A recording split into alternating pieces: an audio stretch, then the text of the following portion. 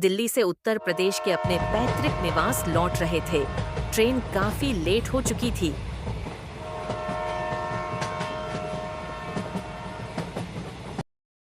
वे अपने स्टेशन पर उतरे तो रात के 1:30 बज चुके थे। छोटे स्टेशनों पर देर रात को सवारी मिलने में दिक्कत होती है। फिर राकेश का घर शहर के बाहर पड़ता था, इसलिए वे रेलवे लाइन के किनारे किनारे चलने लगे। जैसे ही वे प्लेटफॉर्म छोड़कर पटरियों के किनारे आए, उन्होंने एक युवती को साथ चलते देखा। उन्होंने पूछा तो उसने बताया, मैं हॉस्टल से घर आ रही थी।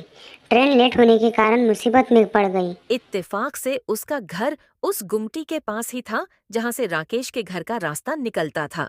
उसने कहा कि चलो ठीक है, अभी तुमको घर छोड़ने के बाद ही आगे बढ़ूंगा।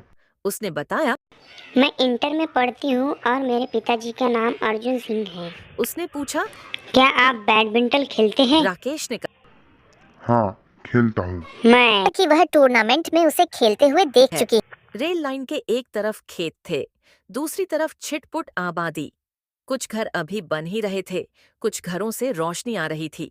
उसके साथ बात करते हुए कब हम रेल फाटक के पास पहुंच गए पता ही नहीं चला।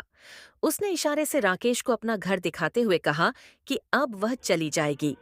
राकेश ने कहा, तुम्हें घर तक छोड़ के आगे बढ़ूंगा। आप कोई परेशानी नहीं है, मैं चली जाऊंगी। ठीक है, तुम घर पहुंचने के बाद मुझे आवाज देना, मैं चला जाऊंगा। रहेगा। बहरहाल उसने अपने दरवाजे पर पहुंचने के बाद आवाज दी। वह अपने